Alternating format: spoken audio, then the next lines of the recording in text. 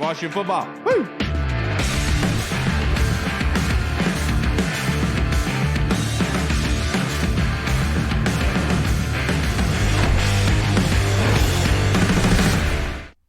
Hello, everybody, and welcome to the Burgundy Zone. I am your host, Kyle. Unfortunately, my co-host will not be joining me for this episode. Hall is celebrating a birthday, which is probably a good thing for him with one of his daughters, and Reed is at work. But I thought I could bring in somebody who by himself could do the work of three people, and that is Mr. Lake Lewis, to talk on this Misery Monday that is really horrible. But I just want to say the Burgundy Zone is a part of the Frederick Podcast Network. You can find out more by going to www.listenfrederick.com. So without any further ado, the Commanders lost 31-19. Lake, what was your, and I know it's hard kind of the day after, but what is your reaction to the loss?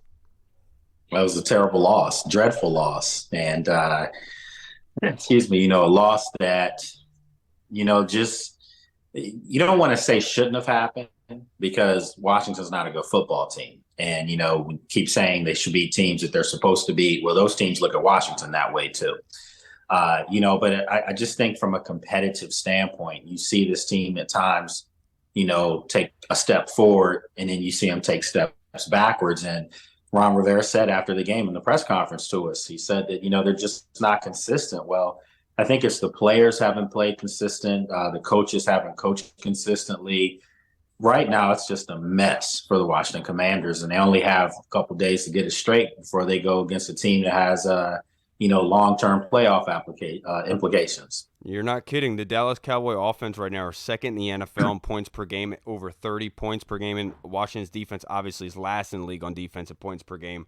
So we know that buzzsaw is coming for us, but hopefully we can pull out a win for that. But before we get into that, I want to get your opinion on Sam Howell and this offense in general, Lake, because you don't want to say that the offense this season has been poor. They haven't. They've been exceptional. They've gotten to the best offense we've seen in years here.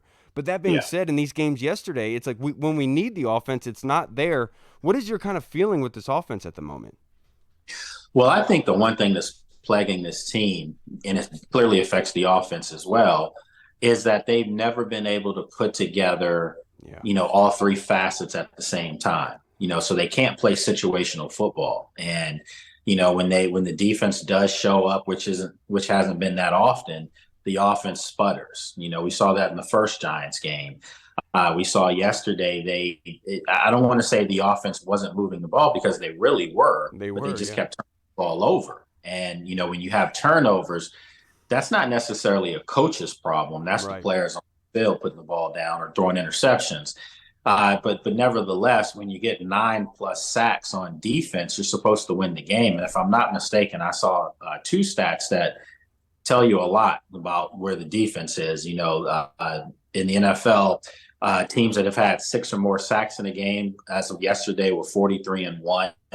And any team that's had 9 or more sacks hadn't lost a game since 1984. So Washington, welcome to the history books again, not in the right way. So you see 9+ sacks and you naturally would think you're going to probably win the football game, but you're also giving up big chunk plays. And it just, you can't have those things happen. It just looks like guys don't know where they're supposed to be. And to me, that goes back to a scheme issue where maybe they're having them do too much and they can't play fast because they're always thinking. Yeah, and like you said, the offense was moving. They were humming. They had 28 first downs compared to the Giants' 13. But the big issue was obviously the turnovers. And I've heard people talk about Eric Bieniemy and others. I don't think the turnovers are on Eric Bieniemy. I feel like that is a focus issue for the players and not in situational awareness. How do you feel about Eric Bieniemy at the moment? Because to your point, they did move the ball a lot. They moved it really well. The turnovers it's kind of insane to have 6 turnovers, Lake. I don't know. Yeah, and I there's a lot of people out there, Kyle, that are like, Eric shouldn't, be allowed in the building either, and he doesn't run the football enough. Well, Brian Robinson ran the football quite a bit yesterday. Again, when you're trailing, which this defense has given up leads so often that you can't sustain the run. And maybe he should run a little more, but I think over the past 2 games, there's been a concerted effort to run the football. Chris Rodriguez touched the ball yesterday a couple times as well. So I'm not so much concerned about the offense, and I keep telling people he inherited these players. An offensive coordinator normally wants to have their guys.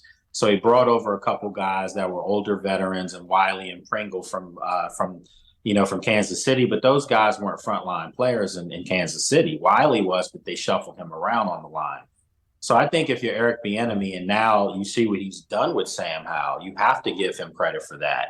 He's helped a second-year player, really a rookie, ascend. He's leading the league in yards right now. So the passing game for Washington is number one in the NFL.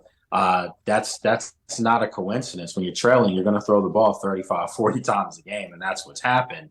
But I think Eric Bieniemy will be safe. I just think it's the other guys you really have to take a look at. Yeah, I truly and hope that you are correct in that. I think Eric Bieniemy and Sam Howell are a good combination. I want to continue to grow with those. My father-in-law just texted me and said that J.P. Finley had just reported on the news that there's going to be a complete overhaul of the organization. I'm not sure how true that is, but I really hope that Eric Bieniemy is safe in that regard. But talk to me about this defense, Lake, because look, we can complain about either or. A lot of people would say the defense wasn't the issue yesterday. I would beg to differ just a little bit. The 9 sacks are great and all, but everything else was lackluster. What is going on? Like, how could they go from one of the best top 5 defenses, probably top 10 last year, and go to the bottom 5? It's insane.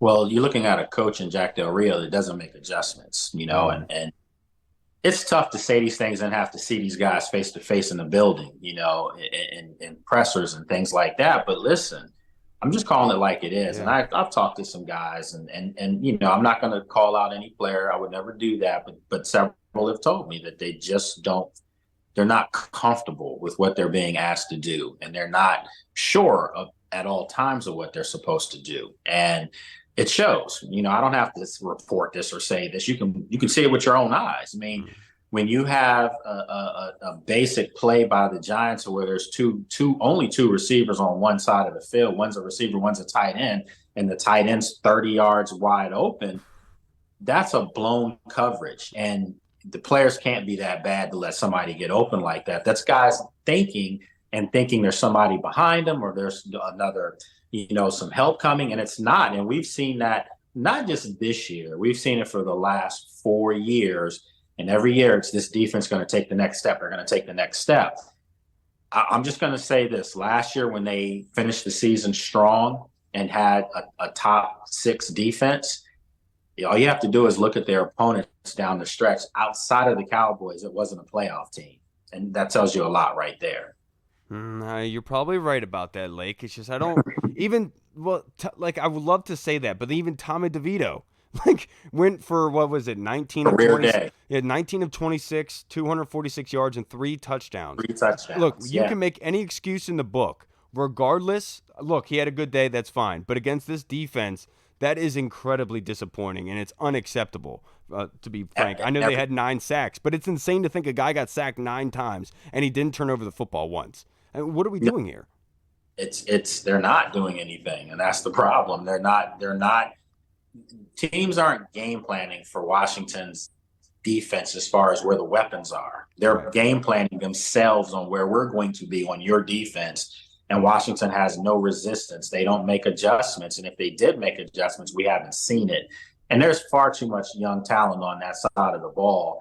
And now the problem I have is you try to make it look as if Chase Young and Montez Sweat were the scapegoats. Now you get rid of them, and the product is still pretty much the same. For everyone arguing, but they had 9 sacks, but they were, in my opinion, meaningless sacks because it didn't alter the game. It didn't, and every time that they would be in those long-distance situations, they would somehow find a way to get a good chunk of it back, Lake. To wrap this up, I only have a couple more questions for you, sir. But let's look at the draft needs, okay? And I know that the season's gone. I have my own view on this. I usually have my own rule where I don't do it until the end of the season. But at this point, Lake, I think we have to start having the discussion. So as of right now, what are the top 3 biggest needs that Washington needs to get better at, either through free agency or the draft? Number 1, they need a left tackle. I mean, I think that's jumping off the charts, and it just happens to be one of the best left tackles in a long time coming out of college. Comes from my alma mater, Penn State. I think they could very well be in position to take them because the way the season's progressing, they may not win another game. I mean, if you really want to give them a game, maybe one, so they're going to be picking in the top 6 realistically. So they're going to be able to get a stout player. So if not a left tackle, I would probably say you may have to look at an edge rusher because you just traded away your 2 franchise edge rushers, so you may have to look there. There's tons of holes on this team. Let's be honest. I mean, you might want to look at a linebacker, specifically a middle linebacker, an athletic, fast middle linebacker is lacking, and they need that. You may want to look at a corner. It just depends. I know you put some capital in Forbes, who I do like and think he will be okay. I like Benji St. Juste as well. So maybe, that's not something you have to do in the early rounds. But for me, I think left tackle, middle linebacker, and you probably are going to have to definitely look at an edge rusher. Those are going to be your top picks right now. Yeah, and KJ Henry, 1.5 sacks yesterday. Okay. There was a party in the backfield yesterday. The kid really showed out, and that's probably a good thing looking ahead. And obviously, I guess you could say the competition wasn't that great, but that's a good confidence builder for the young man. Of course. Next question. He had a sack taken away from him a week ago too. Yeah, so yes, he did. Yeah, we had a couple sacks taken away from us last week, if I'm not mistaken. But the running back usage, talking about Brian Robinson, to wrap this only a couple more, but talking about Brian Robinson, because he led the team in targets yesterday receiving, not something you would have thought of with Brian Robinson heading into this season. Like, kind of talk about his growth as a running back.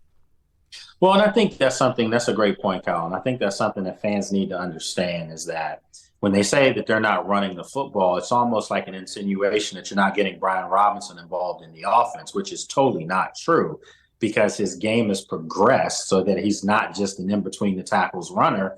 He's a guy that's catching balls out the backfield. And last week, he led them in receptions with 119 and had a touchdown.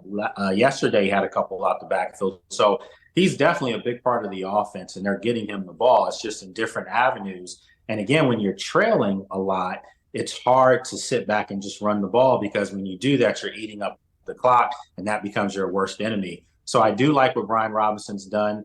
I like Chris Rodriguez quite a bit. I think that, they have some things in-house. I mean, I like Antonio Gibson, but he seems like he could be the odd man looking out going into next year. But then again, you don't know who's going to be there at this time. If it's Eric Bieniemy, then I think Rodriguez has a nice chance to elevate to possibly the number 2 back behind Brian Robinson. But I do think they do need to get a little bit more speed back there as well. Yeah, and one thing with Eric Bieniemy reminds me a lot of my high school coach, where he said, if we run the ball and we get 10-plus yards, and if you can't stop it, I'm going to continue. I'm going to do the same play over and over again until you do it. And you kind of saw that with those Brian Robinson runs, where it really showcased the offensive line and how well they were doing. Last question I have for you, sir. It's a hard one. I hate to put you in this spot, Lake, but will you be happy if Washington wins on Thursday versus the Cowboys on Thanksgiving? I mean, listen, man, it's a fair question. Life would be so much easier for me as an insider for the team, as a reporter, if they were winning. I probably wouldn't have to pay for my meals when I go out. Now, when I go out, people know I cover this team. It's almost like they charge me double. So with that said, I wouldn't say I would be happy. No, I want these guys to have success, but I do think it prolongs the inevitable. And the inevitable is Ron Rivera is not supposed to be the coach after this game. I mean, if they didn't have a game Thursday, there's a chance that he could have been let go yesterday. Wow. A lot of people respect Ron Rivera. He's done a very admirable job, a really good job bringing class and professionalism to the outfit, to the organization, and he's done that part. But from an X's and O's standpoint, he's lacked for a long time as a coach in the NFL. So I just think that Washington needs to go ahead and make a change. And I keep saying, whether you want Eric Bieniemy here or not, if you're a fan out there and you don't want him to be the long-term answer, you haven't seen if he could be a short-term answer at this point. So sometimes you got to give him a chance.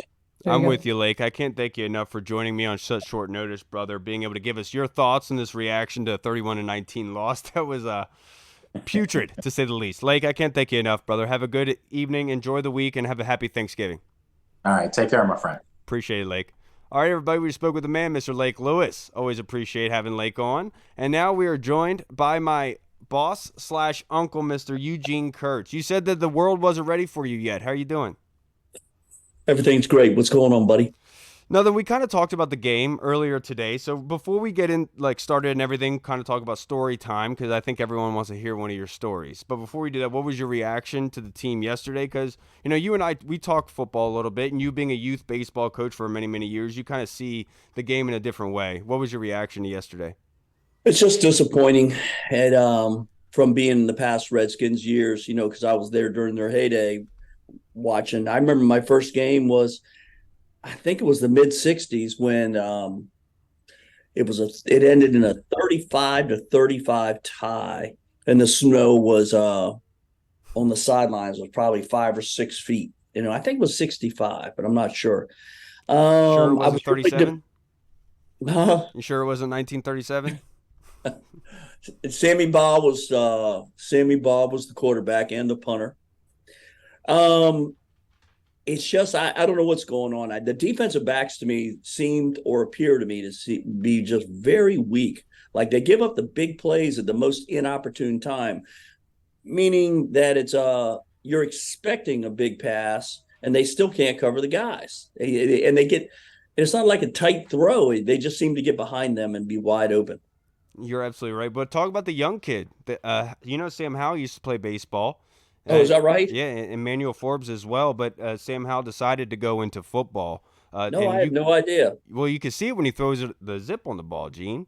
My goodness. Um, yeah, but a lot of guys though zip on the ball. Jefferson Street, Joe Gilliam. Yeah. Doesn't make him a baseball player. I really like Sam Howell, and I think he's improved drastically.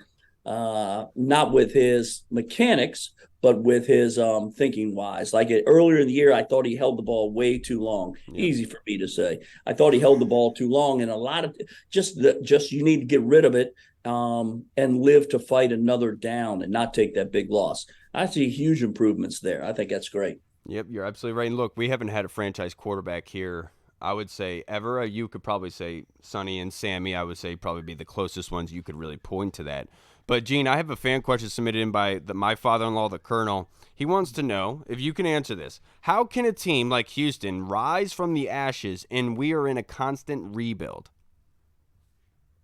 Well, I think up until this year, it was leadership. It's easy to bash him now, but at the very beginning, he set a terrible tone for the Redskins. If you ask me, they got rid of Art Monk right there at the end of his career, and he went to the Jets. And I think he should have stayed around to mentor Michael Westbrook, who was a phenomenal athlete. Later on, he fought in the MMA. The guy was, a phenom. And if you had Art Monk teaching him how to act, how to talk, how to dress, how to practice, I just think it made a huge difference. And then when he got rid of Brian Mitchell and brought in Deion Sanders, and he brought in, how many losers? We could probably name a dozen at least that he wasted money on. And just, I think it was leadership from the top down. And now we got this new guy, and we're all, it's going to take a couple of years, right?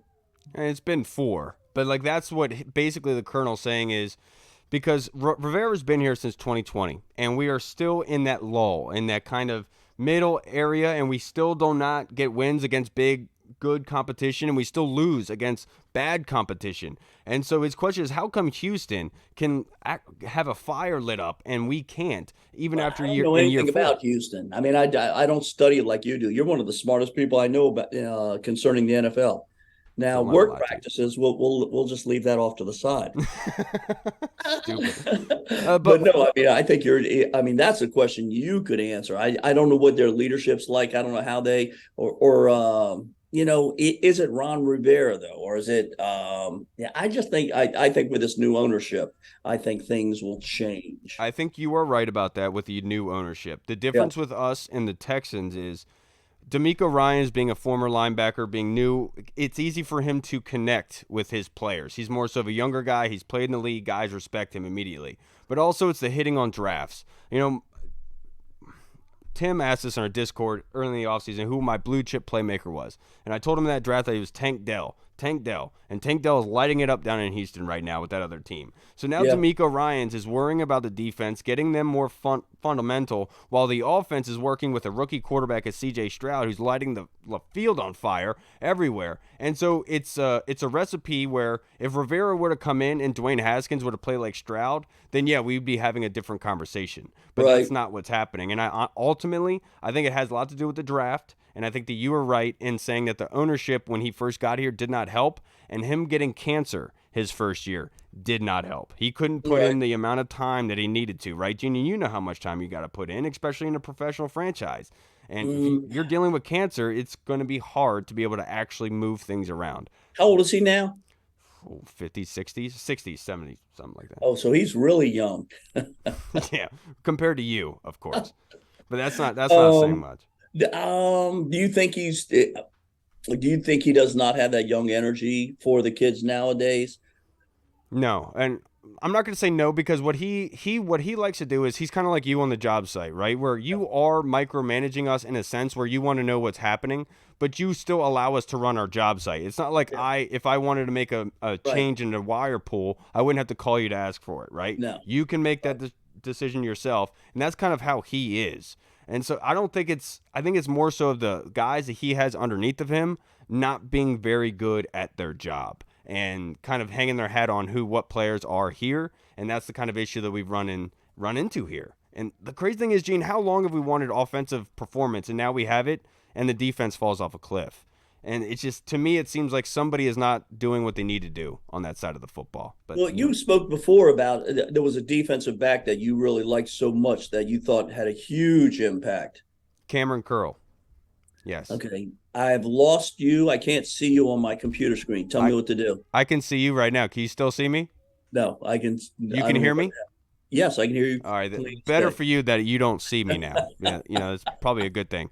But I want to ask you this question, Gene. This one is from Arch Deluxe in the Discord. If this Washington season was a movie script, what would it be? You know mine. Wow. What would the movie script be for this? I couldn't even guess. Let me think. Let me say it. You want me to say it? Go. It's Deliverance. Yeah, you made it out. You survived it. You got through it, but it was hard, and one of your boys took one in the rear end. And so yeah, that's it. I would say Deliverance, but that was a good one. Or Groundhog Day. Groundhog Day is a good one. Not that Groundhog Day is better because it's the same stuff over and over. Like you just feel like they're going to get past that hump. Like I still thought like maybe they were going to pull it out with a little less than a minute left. I just thought like maybe some miracle would happen. And then Gene, it's crazy. They had 5 turnovers and they still had a chance to win that football game. You know what? I don't know what the stat is on that. Has any team ever won that had 6 turnovers in one game? I think Lake Lewis had just told me that up until recently, it was if you had 6 turnovers, teams were like 43-1 or something like that. And so obviously Washington is the outlier in that regard. Oh, I don't know what's going to happen. I mean, and then they also had 9 sacks. Insane, right? And how they can't force a turnover with those 9 sacks. And then everything looks off. And so, I mean, that goes back to the point where I was talking about. You already sacked them. It's whatever it was, 2nd and 17 or 3rd and whatever it is. And it's a passing down. And yet the guys were wide open. It wasn't like they were throwing spirals into tight spots. Their quarterback, I forgot his name, Diorio or something like DeVito. that. DeVito. I mean, it wasn't like he was pinpointing passes right, in great coverage. The dudes were just getting wide open somewhere in the zone, or he beat a defensive back, it was just depressing to watch. And it seems like Jack Del Rio has consistently guessed wrong, because obviously you don't know what the offense is going to be running, right? But you're going to guess. Most likely it's a run play, so I'm going to stack it, right? Well, whenever we stack it, they throw it over the top. And then when we go deep, like when we are preventing deep, they then run the ball and they get 60 yards of Saquon Barkley. So it's absolutely insane what's happening to them right now. But, Gene, this next question is from Tony Shivers. What, if anything, is there to look forward to for the remainder of the season? I think you just you give lots of kids lots of looks and see who's got that fighter mentality that they don't really, you don't care what the score is. You don't care what the record is, that you're going to do your best to improve yourself and your team, and kind of just see the hand that you've been dealt going into next year. That does this kid have that type of mentality that he's going to battle and go to war, not for a job, but for his pride, want to improve the team. You're absolutely right. You want to be able to see your young guys come out there and show what they're worth. And we saw that last season, week 18 against the Cowboys, right? Sam Howell came in, had a great game, and we transitioned the offseason with him as a starter. Same sort of thing here. The one thing I'll say that I'm looking forward to for the remainder of the season is just being able to see them play football, man. I hate the offseason waiting so long, just all this talk, all this nonsense. Yeah, we're losing. I gotta chill out a little bit because I get frustrated when we lose. But the fact is, I like seeing them actually play football. I'm not going to not watch them anymore, in my personal opinion. Did you see the stuff I got back here? Yeah, I see the Sean Taylor jersey. Yeah, but I think he signed it up there if you can see it, but what? I can't tell. Yeah. Gene, you know how much that would be worth if that's really his signature? I don't know how to tell. Can you see that? I can't. You got to put it up to the camera. I can't see the camera anymore. You're good. Is that up? Is it down? I can see it. I don't know what tell. It says. I'll ask one of the listeners if they know. It says Go Skins, and I don't know what that says there. But in my mind, why would somebody else sign Sean Taylor's jersey? Unless they only brought a Sean Taylor jersey at training camp and got a player to sign it. But that's... I thought that too, but I don't know how to do that. Now, this thing here I got somewhere, and that says, I don't know if you can read that. It says Redskins. I know, but right there on the sleeve, it says Darryl Green. Oh, no way. Number 28, yep. And he's making. I was going to give this to you when you were first working, and then I changed my mind. Yeah, it's probably a good thing. You give me enough stuff. You gave me the John Riggins jersey and all that jazz. Did I? Yeah, you did. I thought I had a Sammy Baugh jersey that I was going to change into. And you gave it to me. It's upstairs. I have it. The Sammy Baugh jersey? Yeah, the number 9 upstairs. No, that's Sonny. That's Sonny. Yeah. No, I remember giving you that, but I thought I had a number 33 Sammy Baugh jersey. So tell me this. So Gene says I should definitely not have worn this. It's perfectly fine. We're able to celebrate the past. So tell Aunt Jean that everything is okay. But Gene, last thing before we get out of here, give me one story.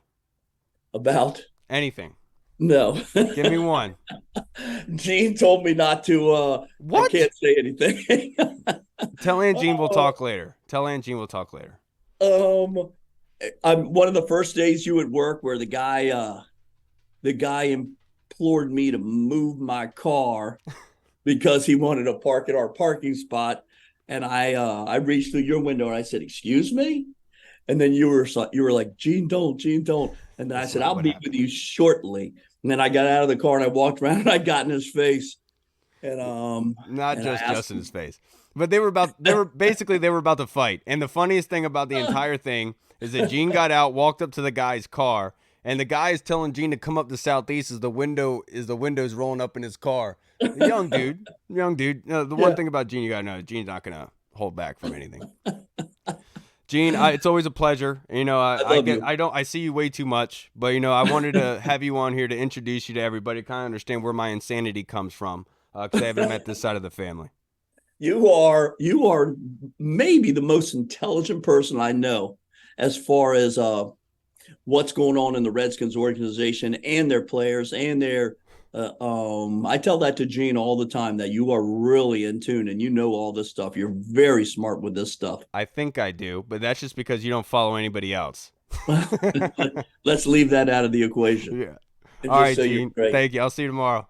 I love you. I'll talk to you later. Love Bye, you too, buddy. Bye. All right, everybody, we just spoke with the man, Mr.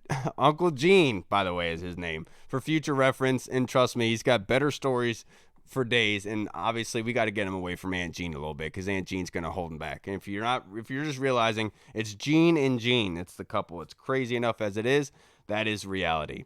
Now we are joined by our final guest of the episode, long lost friend. I don't know where he went. I don't know what happened, but he has now found himself back home. Mr. Logan Paulsen, how are you doing, brother? I'm good, man. Thanks for having me on. Appreciate it.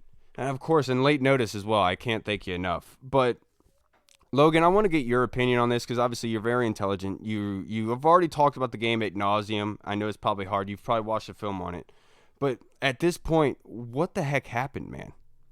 Yeah, man. I think, at the highest kind of most basic level, it just comes down to taking care of the football. And this team did not take care of the football well enough. And I think when you look at, like when you look at the pass cut up and you take out the turnovers, you're like, oh man, they did some good stuff. There's some good opportunities here, right? I think the first interception of the game is a good iteration of that. Like that ball should be completed. That ball should probably be an explosive play. And you don't get it. And those things happen in the course of a game, in the course of a season, especially with a young player. But did you think that he should have been led more to the left, more so than north? I do think so. I think, like when you're throwing a post, especially versus that coverage structure, I think you want to get that ball kind of out to the grass, and maybe because of how Logan Thomas, I felt like probably could have gone underneath the post safety as opposed to over the top, go underneath, safety kind of coming back. Yeah, 100%, pull that guy down, yeah, and then attack the grass with the ball. And I think just got a little too aggressive, put too much zip on it, and like you said, that ball gets too north on him, as opposed to kind of more to the left there. So those things happen. I think, you got a fumble from Logan Thomas. He's fighting for extra yards. The ball pops out. That's tough. And I think the subsequent fumbles, the Chris Rodriguez fumble, the B-Rob fumble, Pringle fumble, all of those fumbles I think are effort fumbles. They're guys trying to make a play, pushing through stuff that they probably don't need to push through. But that's that's happened to me as a player, and it doesn't make it any better, but it does happen. So you can definitely feel like the players are pressured. They can feel the pressure of wanting to make stuff happen. That first interception by Sam Howell, so to speak. Sure. But I love that you said that, because I've been saying that today, that I feel like it's a focus thing, and a lot of people have been blaming Eric Bieniemy, saying that I'm done with Eric Bieniemy now. I mean, the turnovers are not his fault. The offense did a good job of moving the football. So in your expert opinion, the turnovers, isn't that more of a player thing, less so than a coaching thing? And obviously your coach would be putting you in a good position to protect the football and everything, but how do you view it as a former player? Yeah, I mean, I do. I mean, I think it's more of a player thing, but that's probably a player bias. I think as a play caller, I don't think there's a lot that he would have done differently there. I think on the first one, for example, the ball is going to the right spot. I think that's an excellent read by Sam. Got to make the play. Doesn't make the throw. I think the interception, the second interception on 3rd and 10, tough down in distance. Obviously, you don't want to be in that situation, and I see what he sees. I see, Jahan's open down the field, but kind of has to stop his feet, doesn't get enough on the throw, and then lets the defender recover and kind of leaves the ball way inside. That ball's probably got to be going to the sideline a little bit more. So again, misses a throw, and you could argue maybe the protection plan could have been better in that situation, but they're getting a little bit of heat with a 4-man rush. At some point, those 5 guys on the offensive line got to win one-on-one matchups. And I think that's a good example of a time where Sam extends the play. Against Seattle, he made a couple of those plays, big time throws down the field, and in this case, he didn't do it. So, and then the last interception, I think he's trying to get the ball out, leaves it a little inside, and I don't know how you could reasonably blame Eric Bieniemy for any of those mistakes. Those are player-driven mistakes, and it's a player-driven game. So, I don't know where. It'd be interesting to kind of talk to somebody who thought it was a player perspective or a coaching perspective, but to me, those are player issues. Yeah, look, man, this offense, I've said a lot about them, and I'm not going to complain about Eric Bieniemy at this point. He's produced something that we haven't seen in a very long time. But, Logan, we haven't talked to you in a very long time, been able to get your thoughts on this football team. But now that the wheels have kind of fallen off, so to speak, just a little bit, what has gone wrong? Because it's so hard to pinpoint it, man. One week it's the defense, the next week it's the offense, then vice versa. And for each unit, it's a different reason for why the game was lost. What is going on? Yeah, I mean, I think there was, just a lack of consistency over the last couple of weeks with this team. Yeah, I think, you look at the back end, the secondary specifically, I think that's a pretty good microcosm for some of the issues with the defense. Guys, losing one-on-one matchups, guys not in the right position all the time. And I know they're trying hard. I know I have a lot of faith in that group, but they just haven't been on the same page that they were last year. And I don't really have a good reason as to why that is. I would probably... I'm not going to speculate as to why that is on this podcast, but I think that's a big thing. I think the consistency with the defensive line has been another one. Just the lack of consistency when Montez and Chase were here, and then now the lack of consistency when they're gone. I think the guys who have replaced them are playing better. I think Jamin and the linebackers have played surprisingly well, but again, there's been inconsistency there. I think you see that in the Giants game with the Saquon touchdown. That's a really hard coverage ask there for Jamin. He's got to kind of handle that with inside leverage, defend the inside move, and Saquon kind of gives him a little stutter go and ends up being a big play there. So, like I think it's just a lack of consistency in that group. And then on offense, I think they've exceeded expectations. Obviously, I think they've played better than a lot of people thought they would, myself included. But they've got a young play caller at the helm, first time young play caller and a young quarterback. And I think that is something that is going to lead to some inconsistency, quite honestly. And as frustrating as that is for fans, like that's life, man. Sam's learning new stuff every single week, and so he's going to look really good one week and he's going to look not so good one week. And I think obviously this Giants game was an example of him not looking good, but I think him in Seattle was awesome. Him in New England was awesome. And I think there's been a whole bunch of really positive games where he's doing big time things, making big time throws and reading defenses at a high level, but can't do that every single week. So I would say it's just a lack of consistency with the group. I think there's enough talent here. It's just about kind of getting that all directed in the right direction, and just hasn't been able to do that week in and week out, which is, again, I think one of the things that is leading to kind of the lackluster product at the moment. Yeah, because Logan, all day today, I'm just thinking, like, what is the problem with this team? Why are they at 4-8? And the only thing rationally that you could think of at the end of the day is that it's going to have to be a wash. And that's the unfortunate, probably the most disappointing thing to think about. But you kind of talked about Eric Bieniemy being a young play caller. That being said, I have seen a lot of growth myself through this season. How are you looking at Eric Bieniemy as a play caller right now? I love those back-to-back runs of Brian Robinson. That reminded me of my high school coach saying, if you can't stop it, I'm going to keep doing it until you can. How do you think he's doing as a play caller? I think he's doing a nice job, actually. I was just rewatching some of the Giants game, the pass concept specifically, just to kind of refresh my memory on the sequencing and what Wink was doing. And I think he did a decent job. I think he does a decent job week in and week out. He does have a very kind of particular style of kind of saying, I like these concepts, I want to get these concepts called. And obviously much has been made of his the frequency with which he's running the football, or the lack of frequency he's been running the ball. But I think the offense has been relatively productive. And so for me, the frequency or lack of frequency with which he's running the football isn't a big deal to me. It's more just kind of where do you find offensive efficiency? And I think he's been pretty productive in that regard. Do I disagree with some of the stuff he's doing? Yeah. But do I also, like, through that disagreement, I wouldn't do some of the stuff he's done that's been very successful for this team. And I think him putting a lot on Sam Howell's plate has encouraged Sam Howell to develop, which I think is also important to acknowledge. So I think there's a lot of really positive things and a lot of things that, he's growing into that position. And I think that's important to be acknowledged as well. So. Yeah, and we've talked to Anthony Armstrong before, who kind of talked about the wide receiver position and how it can be difficult if you're not getting targeted early and often to be able to stay in that attacking kind of mindset throughout the game. And we've seen Jahan kind of fall back with that. Even Terry McLaurin wasn't heavily targeted in this game, right? Very productive. With these wide receivers and you being on, like, with Jahan, can you kind of see that happening with him as a player? And, like, was there anything similar with you? With me? No, I mean, I think the thing with me that I had to learn. You have to learn how to handle not getting targeted or not being involved in the offense, or maybe understanding a new role is maybe a better way to articulate that. Like, I was a guy that blocked quite a bit, but like when they threw me the ball, like the expectation was I catch it. It didn't matter if I hadn't caught a ball for 4 weeks. Like if they threw me the ball, I was going to catch it. And that is challenging. And when you're not getting 10 targets a game, 12 targets a game, like it's hard to kind of stay in that rhythm. And it's hard for guys who got a high target volume in college to adjust to that.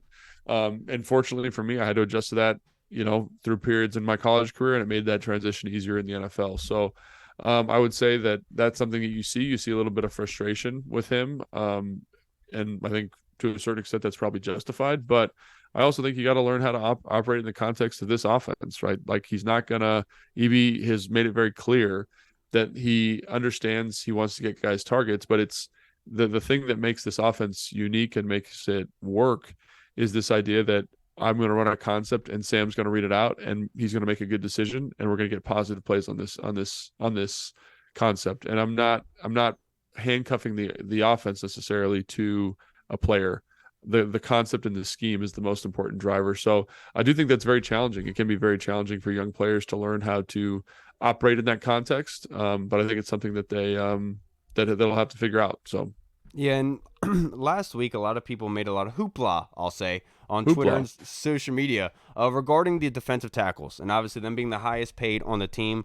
Personally, myself, I'm not going to say they've been uber productive in the stat category, but when I've seen on film, it's not like they are a liability. They are legitimately clogging up holes. They're just commanding a lot of attention. with those defensive tackles, do you think they're having a down year?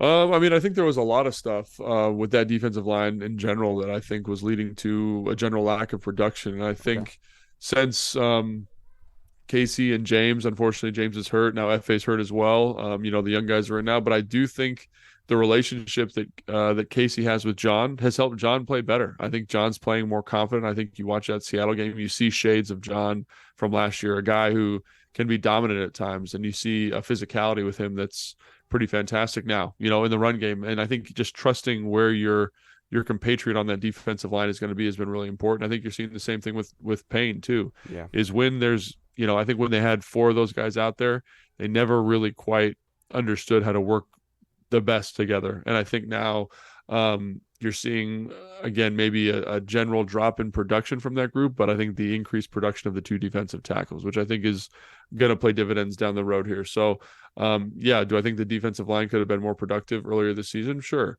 And I think they'd probably tell you the same thing. But I think that, like any working relationship, like in any kind of job or professional environment, like you got to work with different personalities. And I feel like right now, for whatever reason, the chemistry is allowing those defensive tackles to be a little bit more effective. And that's something that I'm excited to continue to watch moving forward. And to wrap this up, Logan, I only have a couple more questions. But to piggyback off of your last comments, you as a former player, I think it's hard for fans to kind of see. They look at it in a kind of Madden way, where you have a player, you fit him in, whatever.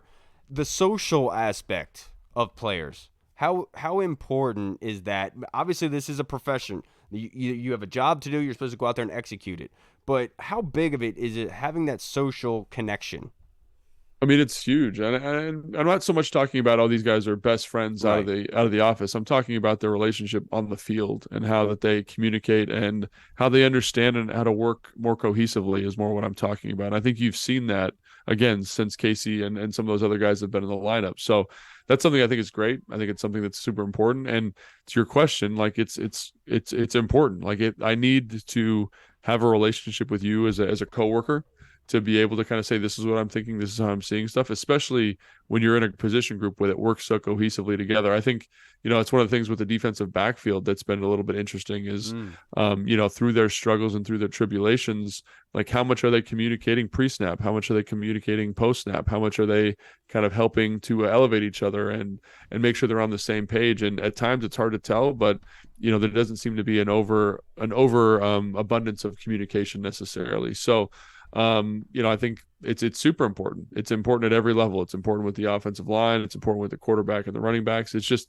to have that ability to communicate and kind of maximize other people on the team, because football is the consummate team sport. So you're absolutely right, man. There's nothing else like it. I'm going to be perfectly honest with you.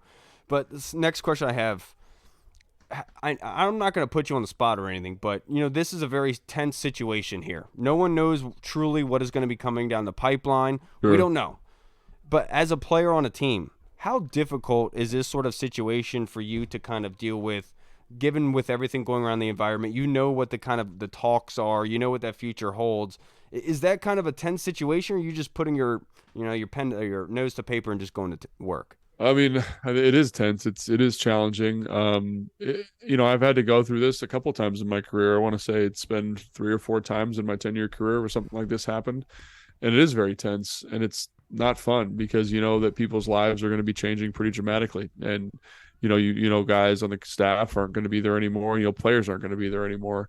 And the thing that I always used to kind of fall back on is, hey, like, you just need to be the best professional you can be, because you're not auditioning, you're not interviewing for the Commanders next year. You're interviewing for all 32 teams. And so you need to make sure your film is good, and you need to make sure that you're handling yourself like a pro, because that's your resume, is your film. So I needed to make sure my film was good, and I just tried to stay as focused and as diligent as I possibly could in those situations to maximize my opportunity for the next year. And that's tough and that's challenging, but that was the only way I found that was effective for handling situations like this. My man. Now, Logan, I'm going to leave this off on a positive note. All right, we're not going to be all doom and gloom today, Logan. Right. But looking ahead for this football team, let's just say it's the offseason. I don't know when the next time we're going to be able to get you, but looking ahead at the offseason, give me 3 things that you can build with this franchise, and then 3 things that you need to see upgraded in free agency in the draft. Well, we'll see, man. We'll see what the rest of the year holds out, because like I said, like these last 6 games are going to be big evaluation pieces for whoever or whatever the situation is coming into the offseason. But as of right now, I would say just kind of high level, I think you want to find an upgrade or another piece. Maybe I don't think you need to do a total overhaul in the offensive line, but another piece for the offensive line. Okay. I think you need to kind of look at the secondary and say, like, why did they fall down so drastically this year? And what is that, a personnel thing? Is that a communication thing? Is that, not having the right kind of amalgamation of guys in that room? That needs to be a big part of the evaluation for sure. So maybe you add a piece there. Maybe you bring in a different communicator, a guy that understands the system a little bit differently, something like that. I don't know what that looks like, but that's something I would keep an eye on.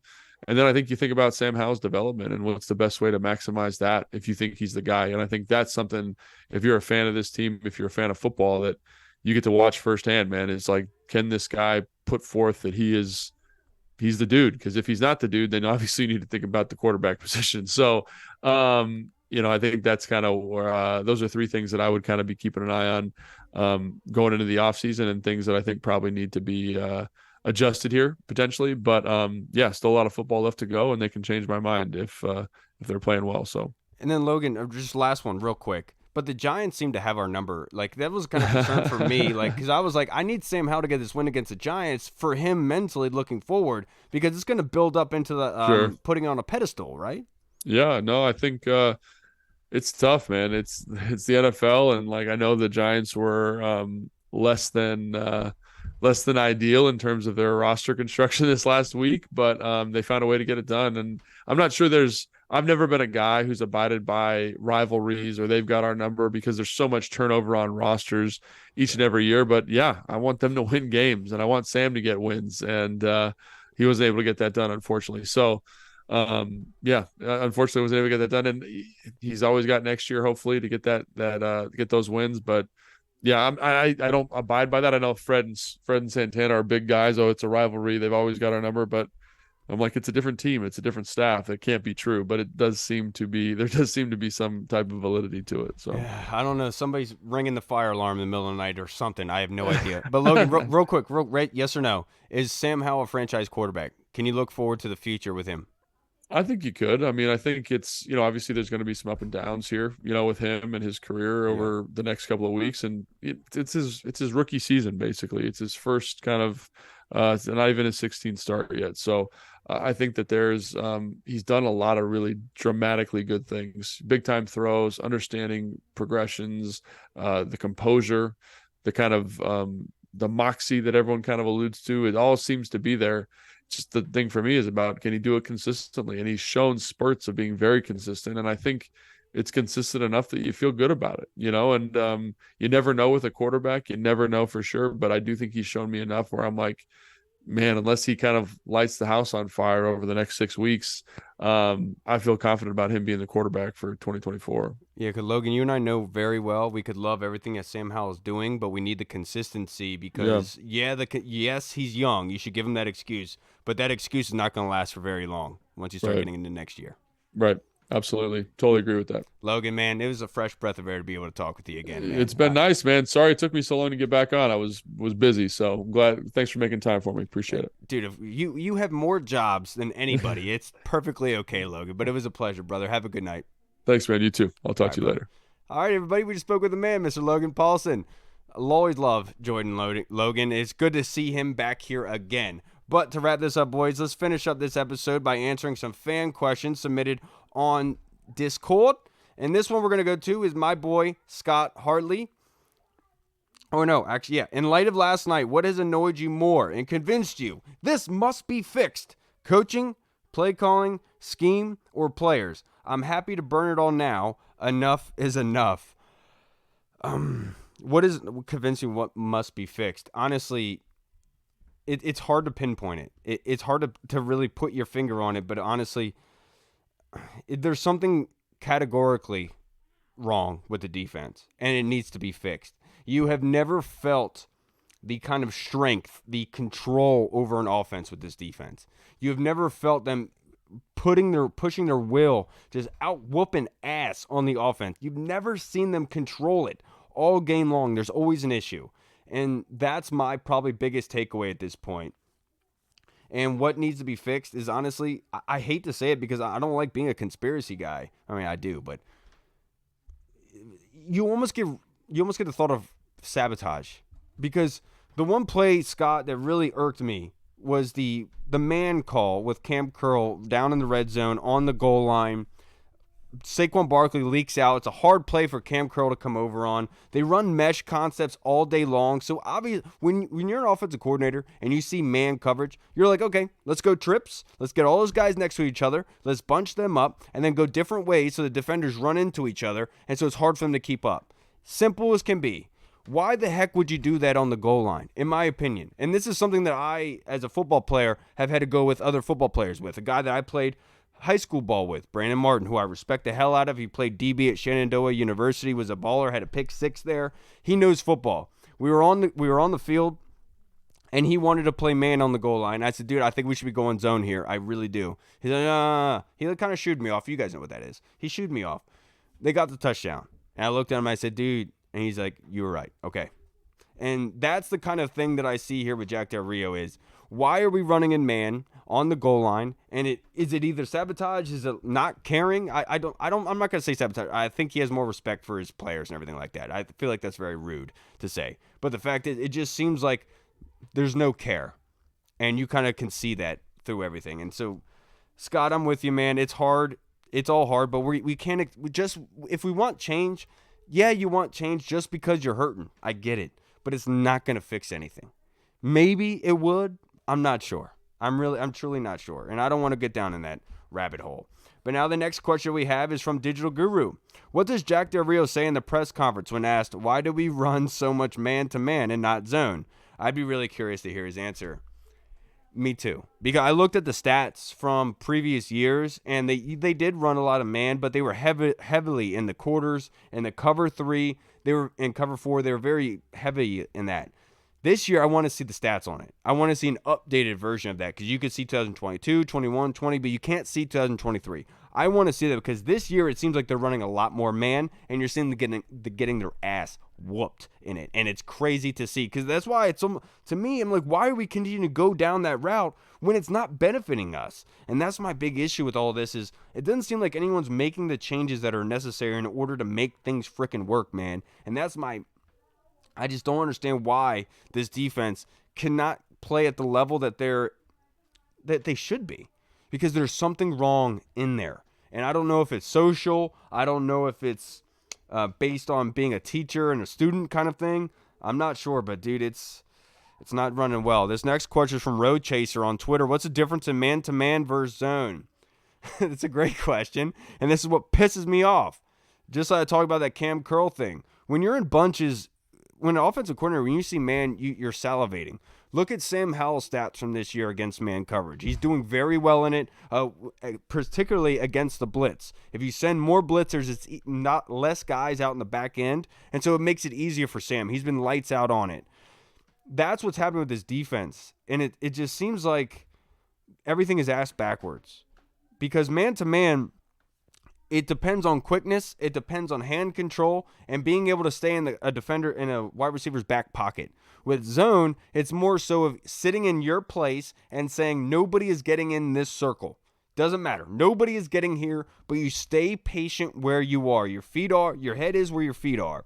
And if you read the quarterback's eyes, and then you make a play on the ball to come up and make a tackle. With man, it's almost like you're just running free, and you're running with one guy alone. Maybe have some safety help over top. But you are seeing that in man, these guys do not have the quickness, the ability, the hindsight to be able to get in front of some of these routes. Everything is reactionary. I don't want to harp on Jamin too much on that Saquon Barkley touchdown. But at some point, as a linebacker, you have to understand what they want to do to you. Go deep. Go deep on him. As soon as you see Saquon leak out, go deeper. I'm fine with them hitting him for 5 yards. That's fine. At least we have a chance to stop him at 15 yards instead of it being a 30-yard touchdown. It's all about the mind aspect here, and I feel like these guys are not playing. Their minds are not where their feet are. They're all discombobulated. They're not playing as one, and you're seeing it. They're last in the league in points per game. This is not a defense that we're accustomed to and that we should be okay with, because at this point, this defense should be playing a lot better than they are, and they're not. Next question from Tim Towner in Discord. Leno and Wiley have financial strings that will make it hard for us to separate from them, but run through the rest of the O-line, starters and backups, and identify which, if any, would be worthy of bringing back. I think that Sam Cosmi, without a doubt, is here. Tyler Larson's the big toss-up, because if you're making the changes, Juan Castillo's gone, possibly Ron Rivera, what's going to happen with EB? And that's the funny thing, is when we start getting into the position, coaches changes, well, now we got to think about GM. Wouldn't you bring in a GM first? And that's the big cog in all of this. You'd bring back Sam Cosmi. Wiley is still iffy for his number, but the fact is, you probably just want to keep him there, most likely for depth, if you can't upgrade it through via free agency or the draft. And I think that that's probably where you want to go with. Is your best bet to the offensive line to the draft. And if you can't get a great left tackle, then you shoot him over to right tackle and have Wiley be your backup swing guard at this point. Sadiq Charles most likely will not be retained. Unfortunately, he had a pretty good year, but still, you don't see the hand control. You don't see the dominance happening. Charles Leno getting beat by Tibby. I mean, I'm happy for Tibby that he got his season-long sacks that he's going to parade around everybody. You guys see that he told Leno, "Thank you, I'm going to have 10 sacks today." Shut your dumb ass up, dude. Go away, man. What a loser. But with Leno, the issue with Leno is funny. I heard everyone say that he couldn't be physical. I heard people say that he couldn't punch people, and I saw that last week. Didn't see much of it this week. But it's just funny that, I have, scouts telling me that that's not what guards do. Guards are based on punching well, and Leno doesn't do that, so he can't play guard. Oh, and Leno can't go to right tackle. No, it's harder to do that because of footwork. Come on, man. I mean, I'm just tired of these people who don't know what the heck they're talking about, trying to educate me on what I should be thinking, because they don't know shit. Now, the next question that we have is from Deluxe. Thoughts on rookie performances Sunday? C-Rod, Martin, Forbes, Jones, Henry? Henry was by far the best rookie of the day. Obviously, we can all say that. He did very, very well. 1.5 sacks. He was a force. He did his job. Forbes did his job. I'm glad that he is in the lineup. But the big issue that I have with Forbes at the moment, boys, and it's not against Forbes. It's nothing against Forbes. He's a young man going into the league. It's not his fault where he was. But at this point in the season, you should be comfortable with your first rounder starting. Like, you should be in there. And when he makes a play, you should be saying, yeah, that's our boy. Of course he makes plays. It shouldn't be, oh, he made a play. And that's where we are at right now. And that's my big concern, is how the hell is that first rounder still having questions like that? And I don't think it's wrong on Emmanuel Forbes. I don't think it was wrong that we chose him. I feel like these guys aren't getting progressed. They're not getting taught the right way. They're not progressing in any sort of instance, you could say. Look at Sam Howell. Look at the quarterback coach that he's got. Look at the offensive coordinator he's got. Have you seen a progression in him? You have. Have you seen a progression in Chris Rodriguez? Oh, you have. Have you seen a progression in KJ Henry? Ah, you have. Have you seen it in the first or second rounders in the back end? Have you seen it in any of our DBs? Yeah, we might have gotten a couple more turnovers, but we sacrificed good defense. And that's the unfortunate part for me. So Forbes did a good job, but honestly, man, it's unfortunate where he's at right now, and somebody really let him down. And that's the only way that I could say it. Last question from Tim Towner. Looking at our remaining schedule, do you see another win for us? Of course I do. We're going to win all 6. Now, I honestly think we could win any of these, man. And that's the typical Washington thing, is as soon as you're out on the season, as soon as you write it off, that's when they start stringing some wins together. And it'd be very funny if that did happen. But don't ask me that question, Tim. Don't ask me to be negative, because I'm not going to be. It's unfortunate.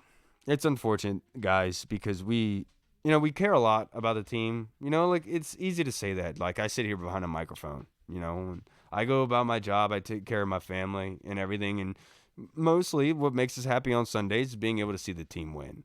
And it's just unfortunate that, you've been wanting and clamoring to be able to see this team perform at a certain level. And you think that it's coming. You're like, you're trying to fend off everyone that's telling you it's not possible. But you see the flashes and it's there. But then we're sitting here and we're like, where is it? Why isn't it consistent? And like to Colonel's question before, how come Houston can string? It's easy to say that from outside looking in. We're not there with Houston. We don't know all the issues going about, but it's just very telling that it just seems like nothing stable can be here. And I guess the only thing we can hang our hat on in the future, it will. I respect the hell out of Jack Del Rio. I respect the hell out of Ron Rivera. It's unfortunate things did not turn out better here, but it's obvious by the results that have permeated that there was a gigantic global issue. There was a mistake happened. And I don't know if it's egos. I don't know if it's a social thing, but something is very, very rotten, obviously. And I think it's all based. Guys, I don't even know what to say at this point, because you can't even say it's player, and it's the coaching as well, because they're not making the adjustments. It's a hard day, but the only thing I can say is, boys, hang your head high. I wore my Commanders merch today, regardless, and if it's an embarrassment or not, letting Tommy DeVito go off on us, even though getting him sacked 9 times. I love the team. I want to see you boys perform well. That's all I've ever wanted, was to see you guys perform well and win. And it's unfortunate it didn't happen, but the only thing you can do is keep going to work and trying to make a name for yourself and trying to help this team win. And I think Rivera the one key thing from Rivera's presser today, and talking about the celebrations and guys heads not being in the right place. When they celebrate, they're doing individual celebrations. Yeah, I got to play. Good job, dude. It was an overthrown ball and a 2nd and 2. Good job, dude. You did a great job. It just seems like this team, that championship teams, it's not like they're all best friends, but they all understand what their job is. They go into work, they do it, and then when you see them make a play, they get up, they're ready for the next one. And it just seems like that's not what you're seeing here. And you have to give credit to Rivera, because there is a structure here, and that structure wasn't here before. And that's what you can give him, and that franchise quarterback wasn't here before. I don't know where I'm at right now. I don't know where I'm going or where we're going, but I'm just happy to be here with you guys. All right, everybody. We'll see you again on Friday. I hope you have a happy Thanksgiving. I hope you enjoy your Thanksgiving. I'm thankful for all of you that are here that actually tune in and have stayed this long to hear me talk. I'm thankful for all of our guests. I'm thankful for my job, my family, my kids, my wife, my parents, everyone. I'm really thankful for the Discord. If anyone could ask me what, besides my family, my kids, like what I'm most thankful for in this sort of podcasting thing, I would say it's a Discord. Just because like those guys and how important, like how much they care, it's really cool to see, man, and be cool around supporting guys. It's something cool has actually grown there. So I appreciate you guys. I love you guys, and it's been a fun time to be able to record today solo. It's hard for me to do. If you made it this far, you're a freaking champion listening to my dumb voice. But I thank you guys for sticking around. I hope you enjoy your holiday. We'll see you again on Friday with a new set of guests. All right, everybody. Have a great week. Hopefully the Commanders win. I guess I had to do a prediction for Thursday. Prediction 69. Washington scores 69. Cowboys score 0. Dick Prescott falls on himself, breaks his butt. What's it called? Michael Parsons. He breaks his back after Charles Leno, does that whole wrestling move, breaks his back on him. 69-0. Commanders win. Sam Howell's the MVP with 10 touchdowns. All right, everybody. We'll see you on Friday. Washington football. Woo!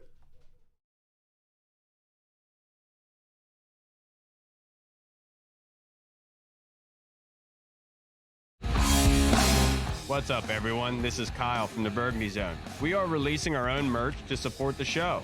If you want to rock the Burgundy Zone logo or you want to see Reed's face on your shirt, we got it. We're starting with t-shirts, hoodies, and zip-up. So if you're a fan of the show, make sure you snag one before they are gone. Check out the link in our bio on Instagram, or you can find the link in the description of the video. Thanks again for all your support. Until next time.